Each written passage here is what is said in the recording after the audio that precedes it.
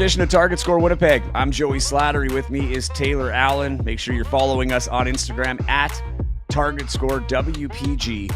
On YouTube, it is at Target Score Podcast. I'm at Joey Slattery TV.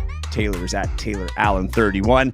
Championship weekend is over, Taylor, and a lot of good reviews of championship weekend. I think we should really start there before we dive into the basketball stuff. But I want to start off by saying that was a really cool event. I was very happy to be part of it. I thought the Sea Bears and the CEBL did a wonderful job pulling it off. It felt like a real championship. That final game, with the confetti and the presentation, the festival was a lot of fun. And I really enjoyed the weekend. And I think a lot of teams and people that came in from other markets enjoyed it as well. But what were your impressions? Yeah, I mean, never mind my impressions. I mean, Vic Razzo, head coach of the Niagara River Lions. I mean, I asked him after the final about his thoughts just on Winnipeg, the week that we had and whatnot, and he said this was the best, championship weekend that we've probably had in league history. And this is a guy who's been coaching, been involved in this league since day one, has been to quite a few of these, obviously. So I think that kind of says everything that you need to know. And obviously, if the Sea Bears made it to the final on Sunday, the place would have been rocking. But you know what?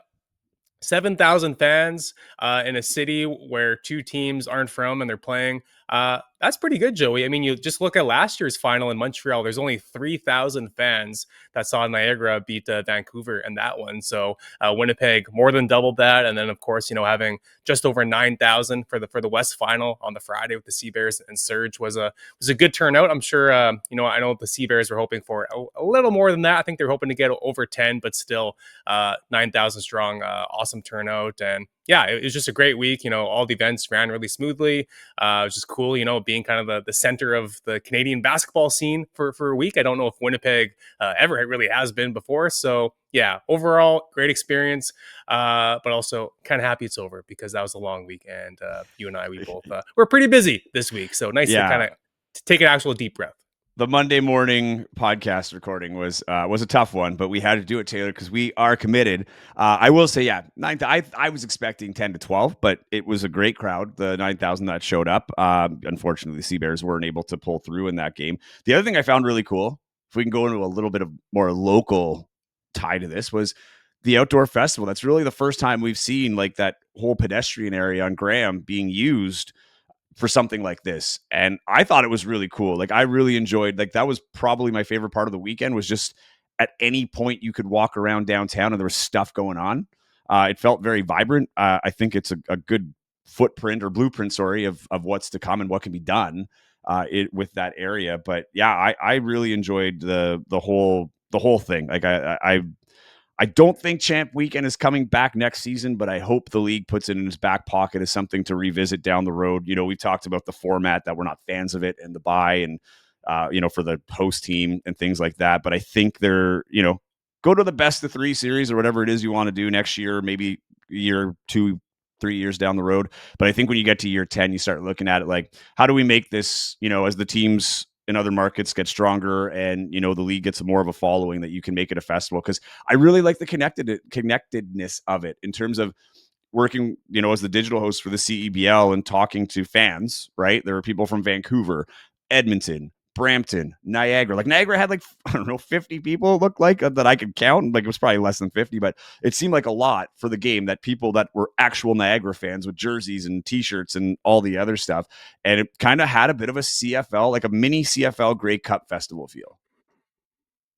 Yeah, for sure. But one thing that was kind of interesting was that at the final game, there was more Niagara fans than Surge fans. Winnipeg, not that far from Calgary. And Joey, I don't think I saw, I'm sure there was a few, but I don't think I saw any Calgary. No, you're probably right. But that's kind of weak, Calgary. Come on, step it up. Or Niagara. let's give them brothers sitting courtside. They somehow brainwashed those two to jump on the bandwagon on Sunday. But yeah, there was a couple of Niagara fans, and there was the Niagara fan. Let's give this guy a shout out. The Niagara fan on Friday who hit the half court shot as well. Yes, so that was back-to-back games for River Lions. Back-to-back games of the half court shot, because the last game, the home game of the season, that went viral on like ESPNW. That girl that hit the half court shot too. But I think that's less on Calgary and more on Winnipeg hating Calgary.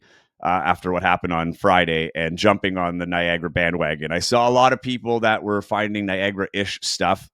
Tracksuit Brothers, for instance, they got jerseys.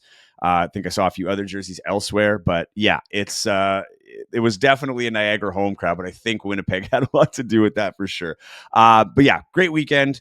I really like to see it again. I hope this sets the stage for other events to come, as you were saying, basketball wise, whether it's Basketball Canada, G League, WNBA, NBA, whatever it is. If we can get an NBA exhibition or something like that, I think we set the stage of what we can do. But let's get into the basketball, Tay. Sea Bears losing to Calgary, which I don't think is a surprise. Calgary was so strong all year. And I was talking about going into it, how I felt Calgary was a little bit, I'm not going to say disrespected, but underrespected, right? And I'll try to keep this note in mind as we move on to the final, but they beat Vancouver 4 times this year. They swept the season series, controversial win in the West Final, but I never thought they didn't deserve to be there. And Winnipeg, though, had a full year to figure this out, right? Like it was more than a year because it was announced last season, or was it 2024, right? Before the season started, I think, where they made the formal announcement. Mike Morreale came up and made the announcement. So this is a team that had so much time to plan for it from a basketball standpoint. Things went awry pretty early this season, and we gave Mike Taylor credit for riding that and kind of pulling the chute on the original plan and finding the players he needed to fill the void. But it didn't get done, and it didn't really feel like at any point in that game, I never had a feeling. And you and I actually, for maybe the first time, sat beside each other for a game on the press. The In the first press, time in yeah, 3-year Sea Bears history. yeah, because I'm usually calling the game or on the sidelines, right? So it was really cool. And, we were talking about it throughout the game. It never really felt at any point, even the target time, it got interesting a little bit. And there was that push. And, I think if this happened last year, you would have had that belief, they're going to come back. It's target time. But this team didn't have that magic this year as they had in years past at Canada Life Center. And it was a little bit disappointing to see that, Calgary kind of controlled it from start to finish, and they weren't able to get it through. I don't know. I saw that game as something where, man, it just wasn't ever going to work, right? The whole season it was talking about, working on chemistry, building on this, preparing for that. And then when the time came to put it all in practice, it really didn't look much different from what we saw in the regular season. Well, I mean, for the Sea Bears, Jalen Harris going down in the second quarter with some back spasms, and he spent half the game on a massage table in the back Mm-hmm. trying to get his back right. Then he runs past the media bench, and I believe it was the third quarter, and he gives Yep. a thumbs up to Mike Taylor, and it's like, okay, the Sea Bears, they might be okay, because at that Kind of felt point, like the Paul Pierce moment. yeah, it wasn't looking great, but it's like, okay, there's still enough. I forget what the exact score was, but there was still time, for Jalen to come back in and, help get the guys back on track and maybe make things interesting. Yeah. So he gives a thumbs up, goes back in there, like, okay, they're getting their star player back. Here we go.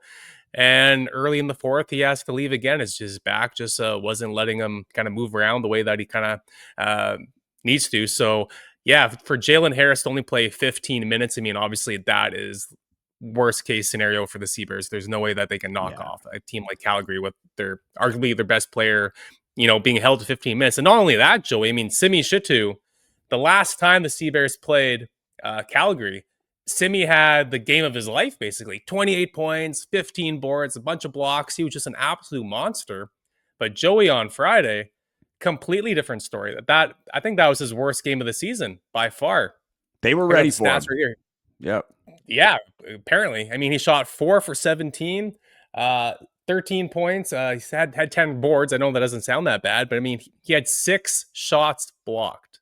Yeah. They were meeting him at the rim. They were not letting him get any easy buckets. So when one of your best players barely plays and then your other best player, has an off night, I guess to only lose by 11, that's kind of somewhat impressive, I guess. But I mean, just Calgary, they are the perfect example of, when you have only 4 import spots, use them wisely, and you got to hit home runs with those 4 imports. Because you look at the Sea Bears team, after Jalen Harris, I mean, Trey Scott had a really good game, but Terry Roberts was injured too. That didn't help.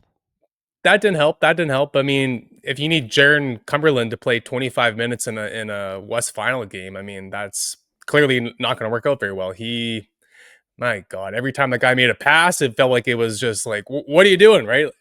He wasn't shooting the ball well, and they had to have him playing crunch time because Terry was hurt and Jalen was hurt as well. So, yeah, honestly, there was a point in that game where it looked like Calgary was going to run away and win by 30 points. So I was actually kind of surprised that the Seabears were able to claw back in the fourth quarter like that. So kudos to them. But yeah, Joey, there was really never any point in that game where I'm not trying to be negative, but just it's just true. It's No, just it's Calgary yeah, totally like and that outclassed them. There's never a point where I thought Winnipeg was going to win that game. no, and that's what I'm getting at, right? Like, of course, there are things that worked against them. The big one being Jalen Harris playing through the back spasms and the injuries, and I was glad to see him come back. Like the one thing I kind of felt at that time, if anything, was this game means something, right? Like kind of I was thinking this might be the moment where they rally, right? Like our star's back, let's help him out. Terry Roberts not having him, I think, was very crucial. Especially when you have guards like Evan Gilliard and Jameer Nelson who are on fire at that point.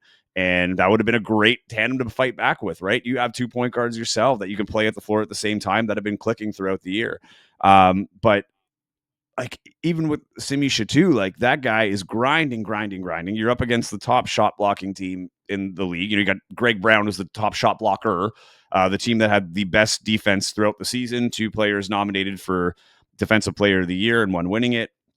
But like Jordy Chamunga didn't play. Mo Kalu didn't play. As far as I know, they were healthy, right? Like it didn't seem like there was help. And like one of the things that like I was thinking about during the game too was there's a lot of talk of building the depth, right? Needing that depth and the bench scoring, but then they didn't really seem to go to the bench. The other thing that like kind of like I raised an eyebrow a little bit too was Emmanuel Acott getting the start over Nate Balamu. And I know in the press conference post game, Mike Taylor spoke to that a little bit. I think you might have asked the question about that, it was a matchup thing, but it just seemed, from a team that had kind of been lacking connectivity at times throughout the season, they kind of found it towards the end. And Nate Balamu was a big reason why they seemed to rally around that guy. And I thought maybe they would start him and then put Emmanuel Acott in like relatively early, but let him get a feel for the game first as he's back and come off the bench with fresh legs and, maybe be the difference maker and play your 25, 30 minutes from there. But yeah, it was just, there's a few things there where it just kind of felt like, you're putting your best team out there. I know that's the plan and what the roster makeup that Mike Taylor was trying to put out was he thought that was the best lineup to put out against Calgary. But yeah, I thought for sure Nate Balamu would be competing there. But I think just overall, it's just the team from what it was supposed to be at the start of the season to what it was at championship weekend was much different. Like how many players that were actually around at the end, like especially when Emmanuel Acott was gone, it was like a whole new team from day one. I think that might have hurt a little bit. I know it's the nature of the league, but at the same time, Calgary kept their team, right? Made some few additions here and there, Evan Gilliard being the big one. Edmonton kept their team for the most part throughout the season. Couple of big additions or impactful additions, I think we'll say with Edmonton. Vancouver, same deal, right? Guys going to summer league coming back. So there's got to be something there, and I just think with championship weekend, it's kind of like for the hockey fans out there, the Memorial Cup, right? If you're hosting Memorial Cup, you load up your team that year, knowing that you're going to the final. And that's usually, they'll whatever get the best overages available, and they'll get whatever stars on a team that's fledgling elsewhere or whatever. But I think I just felt bad for the fans in the sense that like would have been nice to see some lead changes at the very least, right? Not to say that they had to win the game. It was just, yeah, it just felt like Calgary went in there, and I know Calgary is a team that gets on people's nerves, and they did so, right? Like that was the other thing. You're playing Calgary of all teams. You've got Evan Gilliard doing this every time he hits a three, but it's just they didn't seem to have an answer for Calgary. And big thing was that transition. It's been a thing that's been bogging them down all year. And Calgary was getting out on the run. They were getting a groove. The ball was whipping around, and Winnipeg just didn't have an answer. Well, you talk about loading up for Memorial Cup when you're hosting it or whatever, you're going to be there. But you look at the Seabears team. I mean, day one they trotted out Tevin Jones, Jalen Williams, Solomon Young. Who am I missing as their Terry imports? Roberts was there. Terry Roberts, yes, thank you. fine players, but really like you match those four guys. And we very quickly realized that those four guys weren't going to work, obviously. So it's almost kind of scary to think like if What if the this team was Seabirds together? didn't well, if the Seabirds didn't pick up Will Richardson and Trey Scott, if they didn't get kind of lucky bringing in those two guys, or the fact of if Terry and Jalen Williams didn't leave for summer league, which opened the door to bring in those two guys, like where would this team had finished? Because like Trey Scott and Will Richardson were their best two players in this team. Yeah. Will Richardson almost had a triple double, Will 17 Richardson's points, really 10 good. boards, 7 assists. He's fantastic. And then Yeah. Trey Scott led the team in scoring with 18 points. Um, yeah, and again, these are two guys that they just kind of brought in, and there was no even guarantee that those two were going to even finish the season because they were just kind of supposed to like Yeah. keep the seats warm for Jalen Williams and Terry Roberts, but then obviously they just outperformed those guys, and the rest was kind of history. But yeah, I don't know, Joey. Like again, the roster from day one obviously wasn't good enough. It felt like they were just trying to figure it out on the fly, and that's not going to work. Like you mentioned, all these other teams that you named. I mean, they're not winging it, right? The Yeah. Seabirds kind of felt like at times this year they were just kind of winging it and whatnot, and obviously And that maybe like kind of getting that's the not going to best work. available players, which I know is what you're trying to do. But like on paper, that was a really good team. Like Winnipeg had a strong roster if you look down each individual person on that team. But like, I don't know, maybe I'm overthinking it, but that's kind of the vibe you kind of get when you're looking at it. It was a group of individuals where like you look at that year one team where it just felt like there was a connection to the fans in the city. And like that was kind of the driving factor, right? Like playing at home, and last year very much so, because look at like it was literally win every game at home, lose every game on the road. It felt like last year. I think they had one home loss and one road loss, if I recall correctly. But this year it didn't seem to have that sticking power for whatever reason. Like and you touched on it like earlier in the season, where it's like every time you're going into a game, there's a new player. Like who's this guy, right? Like whose jersey do I buy? Who's going to stick around for the whole season, kind of thing. But there was, this team looked really good on paper, but I think when you're going through that phase where it doesn't work out at the start, then you're trying to fill holes with the best possible players, but you can't really spend too much time thinking on the cohesion of the team. Like you're just kind of hoping, okay, we got a great player. Hopefully our team welcomes that guy in, and they work, right?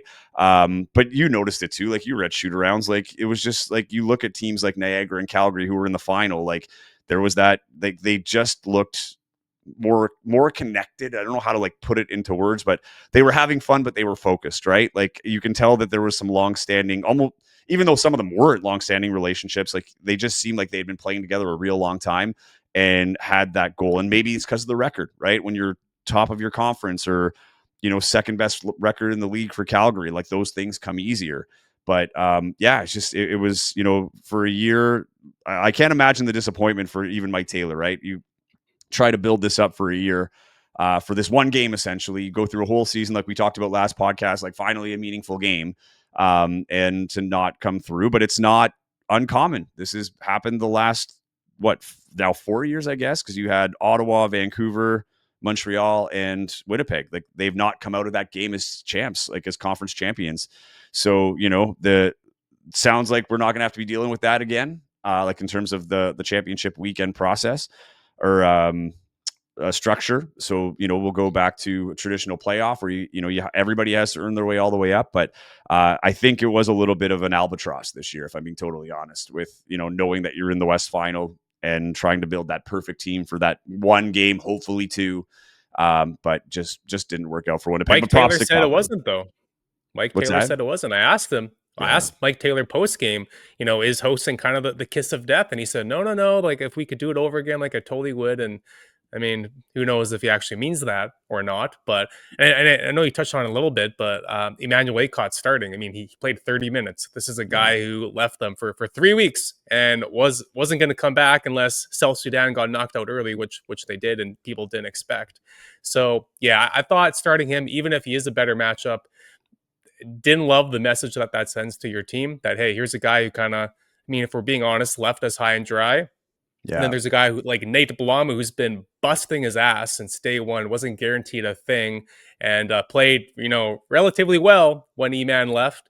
And, he sits and E-Man starts. And I know it doesn't really matter who starts a game. Technically, it matters more who ends the game. And you and I yeah, talked about it before the game. We're like, I'd probably start Nate, and then E-Man's going to finish the game, and that would have been fine. But yeah, I don't know, just E-Man starting. And no disrespect to E-Man, like we talked about it a couple days before, or Thursday, I guess, and you could just tell the look in his eyes, like just how much it meant to him to represent South Sudan, a place where both of his parents were from and whatnot. So, I do understand why he left, but I didn't love the move to not start Balamu, but I I can digress. But say I can say I got more than a few DMs of people just like, really? Like like when the post went out of the starting five. And yes, and I'm like, honestly, like, I kind of felt the same way. I wasn't like, really, it was more like, wow, like I just assumed that it would be Nate Balamu that would be the starting. And just to touch on like the bench part too, because as I'm talking with a player from Calgary, like one player from Calgary tells me, like when the Sea Bears signed Chamanga, the team was like, oh, wow, like that's a problem, is how it was put. Like it sent shockwaves internally, like with teams internally across the league, that of that signing and the magnitude, because he's a really good player. And he's a guy like, and you've been in the gym, like he's usually the last guy out there working on, his post play, and then he'll try his half court shots to end the game, always try to go on a hit. But I was just, like it seemed like Simi Chateau could have used at least a break, a few times, or at least some support when you're going up against guys that are blocking shots and, you're fighting for those rebounds. Like I thought for sure, like you brought these guys in, and I just felt like throughout the season we didn't really see him much, right, since they were brought in. So Jordy was plenty. brought in to be a social media star. Basically, he did all their like promo stuff on Instagram and stuff. But that's really the only time you would see Jordy. Yeah, Yeah, because I'm with you. When they signed him, I was like, hey, this guy put up some massive numbers in Taiwan this winter, averaging like 18 rebounds or something crazy like that. and he And wasn't playing this year. Like he decided, I'm not coming, like to the CEBL yeah, in general, and then he gets the call and decides, you know what, this is a good opportunity. So yeah. So and same with Mo Kalu. Like who knows what these guys were promised or told or whatever. Then they joined late in the year. We thought there would be some nice late reinforcements for this bench that had struggled all year, and then we never saw them unless you saw them answering whatever funny Instagram question that the team social media was asking them. So yeah, that was kind of puzzling for sure, especially with Simi struggling like the way he did. But Joey, I mean, I think the thing that Sea Bears Nation is really talking about right now is the future of this team and whether or not Mike Taylor will be a part of it. So, shout out to a friend of the program, Gavin Axelrod. mhm. He asked Mike after the game, what his thoughts are about the future and whether or not he thinks he's going to be a part of it. And Mike said that he's committed and he'd love to be back, but it's up to David Asper, and he said these conversations will happen relatively soon, but he wants to remain in Winnipeg.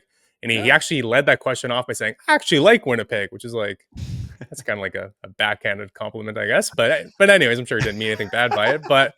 Um, but yeah, so then we on our Instagram, we posted Mike's response to that or whatever. And Joey, here are the responses that that post generated. So one person posted the Bugs Bunny no gif. Another person posted the no God no please no Michael Scott gif. Another Yeah. person posted the Shannon Sharp, shaking his head no gif. Another person posted Kevin Hart shaking his head no gif. Um, Another person said, this man is single-handedly bringing the franchise down with him." Another person said, "We need a new coach and better players." That usually works out pretty well when you do that. Another person says, "Not renewing my season tickets if this is the case." So I think it's safe to say, Joey, that Sea Bears fans would prefer Mike to not come back, but obviously fans don't always get what they want. Yeah. Joey, what's your take on the status of Mike Taylor? Clearly, there's been some good. Clearly, there's been some bad. It's been 3 years, 3 playoff losses. Still haven't won a playoff game. Yeah. Hosted championship weekend. Didn't do anything with it. So, Joey, where do the Sea Bears go from here? I mean, the argument leans very much on the exit for sure, right? Like the 0-3 in the playoffs doesn't help. I mean, the record hasn't gotten better. Like, they've kind of been stagnant almost from year one to year three, like in different versions, though. Like, last year being terrible on the road, and they fixed that this year. But like, you have to give Mike credit as well too, like in terms of the things that he did do, like in establishing the team in the first place and the players he was able to, exploit. Like you look at the Towdy Allen era before it went off the rails and they released him, but the first team that he built honestly like overachieved, right? So he had a team that Big time. what we Big thought time. wasn't going to do anything and overachieved, and then he slowly built rosters that had better players, so now the expectation goes up, and they weren't able to to match, I guess, the expectation that was created in the first year. The league got better as well, right? That's the other thing. I mean, there's better players in the league now. It's faster, it's more more athletic. The brand of basketball is getting better as well. And he's done a lot for this community. I mean, you and I talked about it from a media standpoint. He was always available, always there to answer for interviews, whatever the case may be. He was very open with his analysis. Like I can honestly say, like I learned things talking to Mike Taylor, which I appreciated. Like he would break things down, like off, like when you're not recording, you're just chatting with him. Like he's a great basketball mind. But I just don't know if the teams that he formed in the last two seasons, particularly this season, are a fit for even him, right? As a coach. I think there was a lot of individual coaching this year. I don't know if the team bought into as much of the team stuff as much as like winning a championship will help you to get there. Like I felt there was a lot more of that narrative this year. Like we talked a lot more about future contracts this year and what guys are playing for after the Sea Bears as opposed to like this particular season. But it's a tough decision because if like of course he's going to say that, right, that he wants to stay here. Like I don't think there's a coach out there, and Taylor's a pretty positive guy, right? Like he's optimistic when he's speaking to the media. I don't know what the conversations are like behind closed doors, but rarely did we see him freaking out or being overly negative unless a player was leaving, kind of thing, right? But I writing's on the wall, it seems, right? The record that's there, but I don't know the full story of what the organization thinks of him from other areas as well, right? And the other thing too is like I was thinking about it is the double role too much? General manager and head coach, right? Like there's only a few of those in the league, and it's nice to have full control of your roster and everything else. But if he focuses on one, is he better at one as opposed to trying to do both at the same time? I don't know what the options will be. Like I'm wondering if we're not letting you go totally, but we're stripping you of one title because we really need you to focus on that title, right?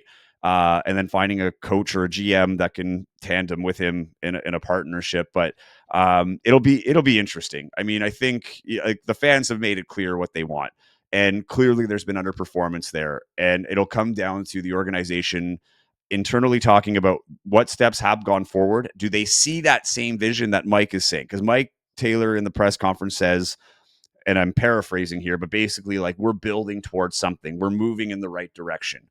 But when you look at the numbers up until now, like it's hard to see that, if I'm being honest, right? It looks like a team, they've had better rosters, but they still seem to be behind the curve on a number of things, like key players leaving, bringing in guys midseason that are not clicking. I mean, it was going even back to Justin Wright Foreman last year, as good as he was. Like, I never felt like there was suddenly maybe it looked like they were clicking more because things got so bad with Teddy Allen and Byron Mullins and, in that Father's Day game.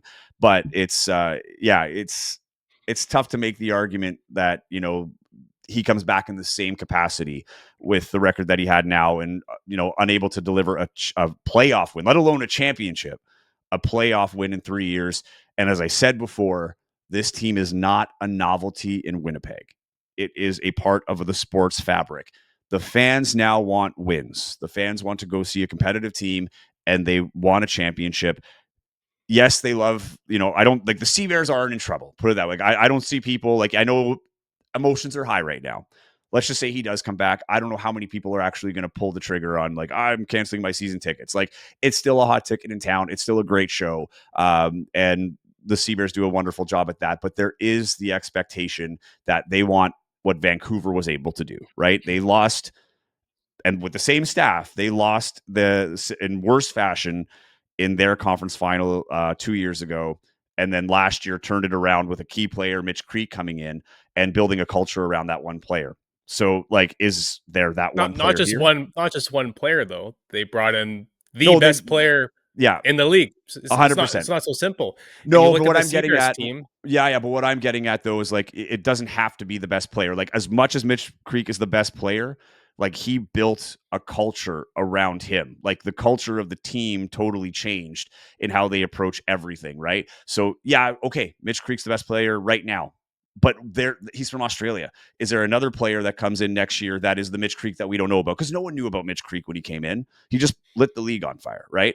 But the big thing for me is the creating that culture from within, like from a player standpoint. If you have the player leadership that can build that culture, the buy-in, Chad Posthumous was that guy, right? Like a culture guy. Like there was that connectivity. He made guys feel connected to the city. He made sure that they were going to the right places, the right restaurants, like falling in love with Winnipeg and the Sea Bears. And I think that was a big thing missing this year. But it's from a coaching standpoint and a general manager standpoint, something needs to change.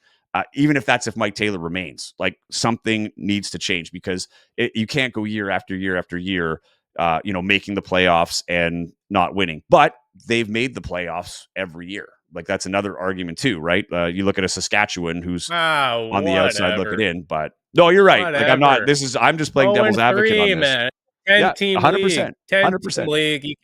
You cannot hang your hat on making the And that's playoffs every that's year. what I'm And saying. You can't, like, you got to win the game. Like it's like you can say you got to the playoffs, that's great, but they've been there 3 times, and you weren't able to get it done. this year they were so far behind the top 3 in the West. Vancouver, Calgary, Edmonton. Those 3 were the class of the West. And yeah, the Seabirds technically would have still been in the play-in game or whatever. But if they weren't hosting the Final Four, there's no chance they would have made it. The West was an absolute gauntlet this year. Yeah, it felt in the post game on Friday that Mike was trying to like sell himself. Basically, Yeah. it didn't matter what we were asking him. He kept talking about, he kept going back to like, oh, the effort was great tonight. The effort was great. The effort was great. And obviously, if you're a sports fan, you kind of know effort usually has a lot to do with coaching. Guys are going to give more effort if they've got a coach that brings out the best of them and whatnot.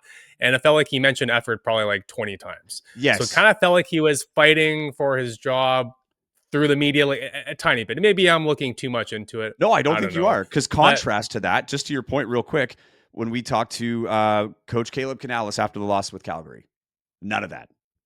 Right? It was just yeah, we lost. Our goal is to win a championship. We lost flat out. And his answers were short. There was a sense of disappointment, but this is to your point. Exactly. There was no sales going on. It was just like, no, this is real. Like we are done and it's not okay. Like we're like, I love this team. We didn't come through. And you're right. I didn't feel like there was that messaging. Sorry, didn't mean to interrupt you, but I agree with you wholeheartedly there. I interrupt you all the time, so it's all good. But yeah, and he says, well, we're building towards something here, and I'm sure they are. But I mean, Joey, and we'll get into this, I'm sure, in the coming weeks. But you look at this current Sea Bears roster. I mean, how many of these guys would you truly, truly, truly want back? Trayvon I Scott, would Will say, Richardson. and Simi. There's not too many Canadian Simi, sorry. centers No, no, that and can Simi play like that. 100%. And Jordy. But after those, yeah, for his social media presence, I guess. No, I mean, like, I want him to But yeah, play. well, why would he want to come back here after you brought him in? 100%. You talked That's who him. I would want back. Yeah, well, he got talked out of getting off his couch for the rest of the summer, coming to Winnipeg, and he doesn't even play. But yeah. So I mean, like, who are they really building around here? Yeah. Will and Trey and Simi are great, but I mean, you look at some of these other teams, they just kind of have like that core identity, right? And there's so much roster turnover in this league, and it's never going to be the same from year to year. But just like, I don't know, it's just like, who are you really building around in this market? I think if I'm being honest, these past 2 seasons, this roster had some immaturity issues, and of course, not having Chad in the room was a massive blow, right? And Alex Campbell stepped up as a leader, and he's a great captain and whatnot. But after him, I think that was an actual issue with this team. Like, it's not just about basketball. It's not just about bringing in guys who were have these impressive resumes and played in the G League and played in the NBA for a hot minute. Like, you need some guys that have good heads on their shoulders, that are mature and whatnot. And not to throw Terry Roberts under the bus, but I mean, he goes to summer league, tells the team he's going to come back, and then he like basically stops answering them, and they have no idea whether or not he's going to come back. So then they bring in Jaron Cumberland, and then Terry says, "Oh, actually, I can come back now." Like what is that? Like you no offense again, no offense to Terry. I'm not trying to just dump on him, but it's like if you're building a team, you're building an identity, you're trying to like build something that's gonna be a championship caliber squad. You need guys that are all in. You can't have guys 100%. that you don't know what they're doing and whatever, and you're bringing in guys on the fly and stuff. Like I don't know, man. Like I didn't see what the vision was this year, and I mentioned it earlier, but again, that game one roster was horrendous. And credit to them for picking up Jalen Harris. And who knows, maybe before the year that was already in the works, maybe not. Who knows? But yeah, just again, like the fact that these guys that they were plugging in midway through the year and whatever ended up being their best players is nice that they're able to get these guys. But like, you just need some, it can't just be all over the place. And it has felt these past 2 years has just been all over the place. So I don't really know what the vision is. I don't exactly know what he meant by that we're building towards something, because it feels like the direction, the vision has changed every week with this team. So it's going to be Well, a very yeah. interesting offseason. And if you want my opinion on the Mike Taylor situation, I think you hit the nail right on the head. You can't stay status quo. If you bring him back next year as both the head coach and GM, people are going to probably revolt, if I'm being honest. But that's not why you shouldn't. But I'm just saying people will. So I think the best thing that they could probably do is keep Mike as head coach, give him one more chance, but you got to bring in a new GM. Well, Because that's a lot of here's work. Like you said, 100%. not many guys are doing both. And you look at Calgary, let's say Calgary's the team that they're chasing, right? Well, they have a separate GM and a separate head coach, and their head coach has one of the best resumes, really in the league, and he just gets to focus on coaching. And Mike has a good resume too. So just let the guy focus on coaching, bring in a GM to, put his stamp on things. And I think things might be a little bit better, but obviously they have to bring in the right GM for that to work. But again, The long other story thing too, short, a lot of they near misses. cannot go into 2026 exactly the same. They got to change something. And there's a lot of near misses. There were some big time players in this league that were close to coming here. Jackson Rowe being one of them. We talked about that earlier. He didn't come to the league at all because of his two-way contract in the NBA. But I think there were a few players they were planning on that ended up going to other teams or not coming to the CEBL at all. And then the question is why, right? Some of them in conference. Why are they going to, the Vancouvers, the Calgarys of the world? Winnipeg is a crown jewel. So, like in terms, we've heard many coaches and players say they love playing here. So like there's got to be that recruiting advantage being used to the top here. Before we go though, and we will, this isn't the last podcast of the year. We will have another episode, or at least a couple. But real quick, championship game, because I just wanted to say we were talking about Calgary and that we were talking about, what was it now? I said I had to remember the whole point of it. But Niagara, another team that was the under respect, another team that was under respected all year. And Vic Razzo said that very thing in the press conference. And I thought it was bang on. A team that, everybody was crowning Vancouver until Vancouver was knocked out. Then everybody was crowning Calgary, like Niagara wasn't the defending champions and had the best record in the East. We focused on the 5 games, rightfully so. But that was a team that was built to win a championship. And when the games mattered most, they found a way to win. It was a tight one against Scarborough, probably tighter than they'd like, but they won. And then with Calgary, they had an excellent game plan, and I thought they executed it very well. And it was a grind of a game. Mm-hmm. It was the lowest scoring final in league history. And talking to, Niagara afterwards, and they were like, that's exactly what we wanted. We wanted it to be a grind. I mean, you look at even Niagara's shooting numbers, they weren't that great. And Khalil Ahmad, he only had 16 points, but, obviously, like he does time and time again, he turned it on in target score time. But I mean, you look at Calgary in these 3 playoff wins, they've been this offensive juggernaut, right? Evan Gilliard Jr., Jameer Nelson Jr., the juniors, averaging 27 points per game in their postseason run, just being absolutely electric. And both of them were held to 13 points apiece. I'm watching this game, and I keep thinking, and I know the first half they're kind of struggling and whatever. Jameer Nelson Jr. hits that half-court shot to go into halftime. I'm like, okay, well, that'll give them some pep in their step. And in the second half, I'm sure they'll start to wake up. Well, then Niagara takes a 16-point lead in the third quarter. Yeah. And Greg Brown, I mean, he has that massive alley-oop in I believe it was the first quarter, a massive block shot, like showing off his athleticism. But I mean, Greg Brown, who was their regular season scoring leader, he had just 9 points. So all week, I mean, really, everyone was talking about this 3-headed monster on Calgary and, Ruggsy Miller-Moore, the Canadian Player of the Year finalist.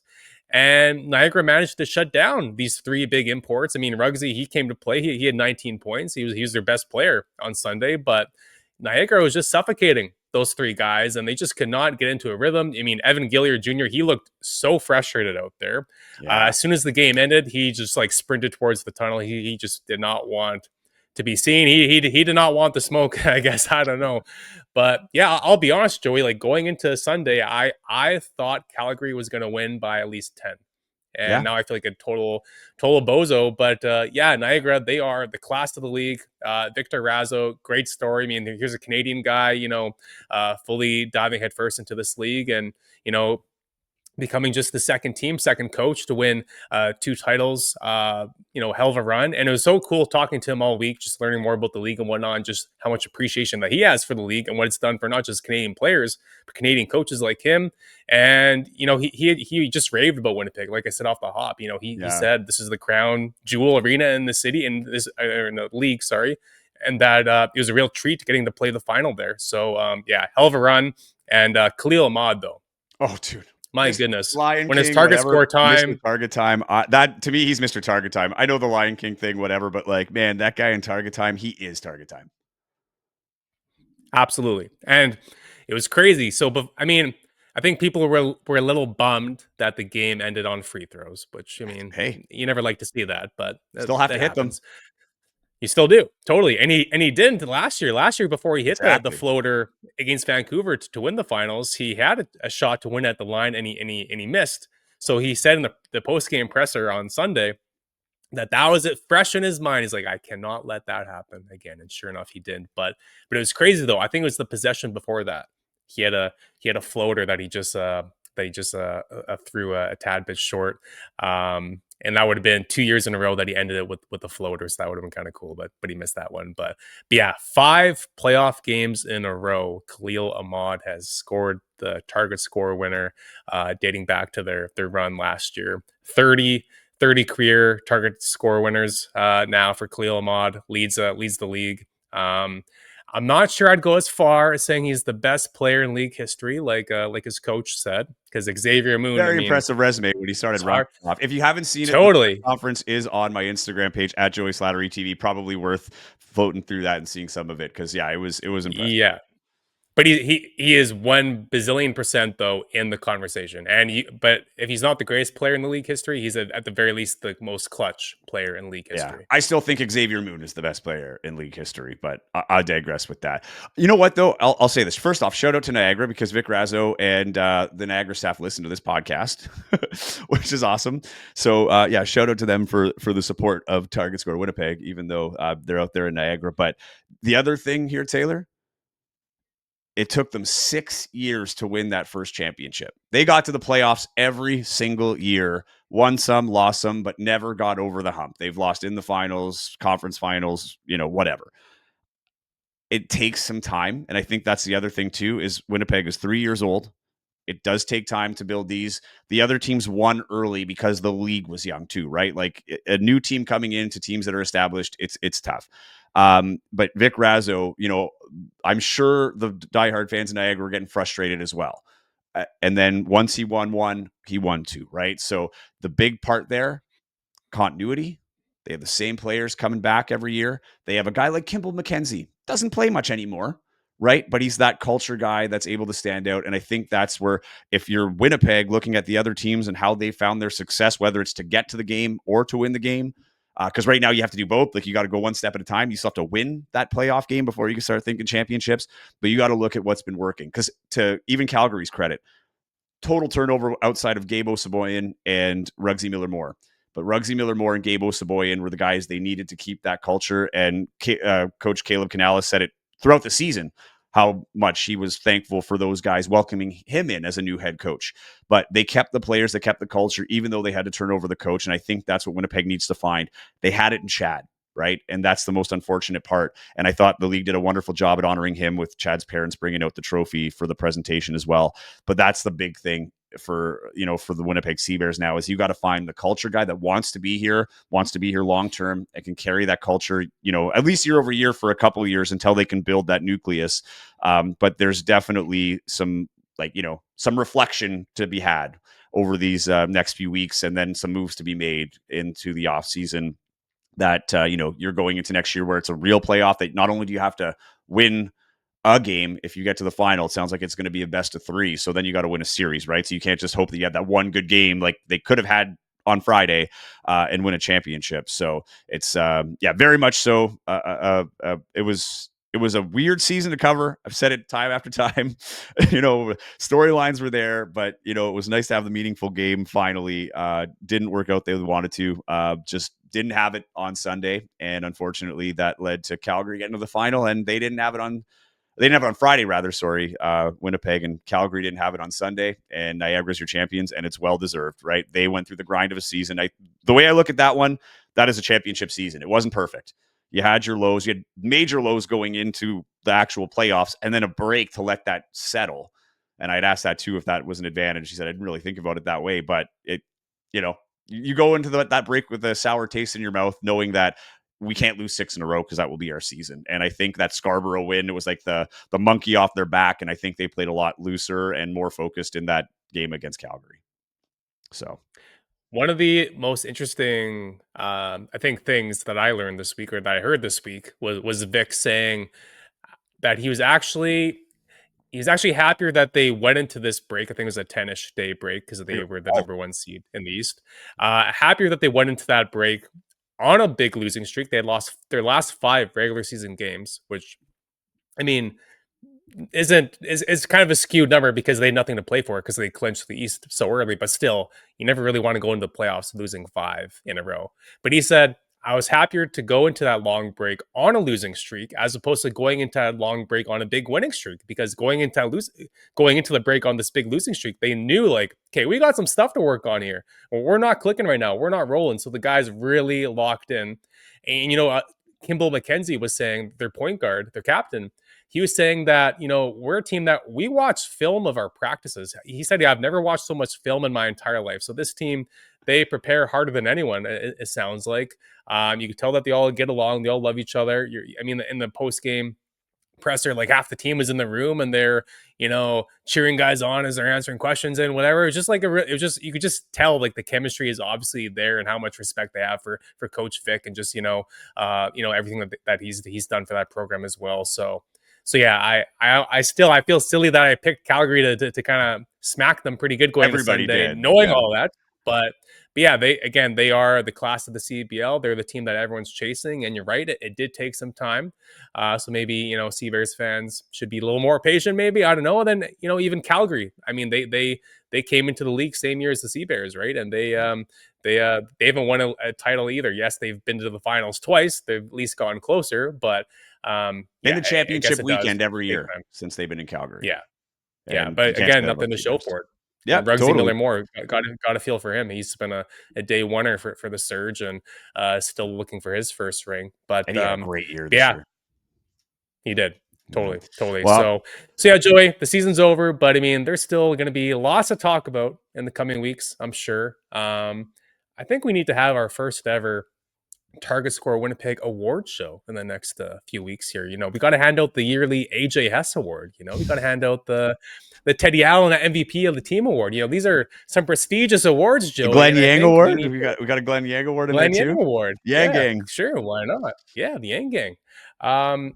So yeah, there'll be lots to talk about, Joey. Hopefully we can have a few friends of the program hop on as well in the coming weeks. But yeah, man, it was a crazy summer. Even though the games in the regular season technically didn't matter, they always gave us something to talk about. So it was a blast breaking it down with you, man. And in a way, we're just getting started because, again, it's going to be a hectic off season and, lots to unpack here. We need more than 50 minutes to do so. 100%. But glad to have you along. Shout out to everybody at Championship Weekend. Just an unreal event and great T-shirts too. The T-shirts and the sweaters were sick, so I'm glad I was able to get those. But yeah, the great congratulations to everybody at Championship Weekend. Congratulations to the Niagara River Lions for going back-to-back, the second team to do so in the CEBL. And a lot of stuff to unpack throughout the offseason. We are not going anywhere. We will still be around. This is not our season finale. I know it kind of feels like it because the season's over. But yeah, we'll have a few guests down the road, get to our awards. And unfortunate. I was glad Winnipeg showed up despite the loss. Everybody was able to digest it on the Saturday, have a little fun at the Sean Desmond concert, come back Sunday, and looked like pull for Niagara. And although I had Calgary winning, and I think most people would have Calgary winning, they were big favorites going into it. Everybody got their wish in Winnipeg of Niagara winning that game. But good season. So for the CEBL, I thought it was awesome. Maybe a little too long. We lost some players, but we'll see what changes come there as well from a CEBL standpoint. But nonetheless, had a great time, and we will keep it going.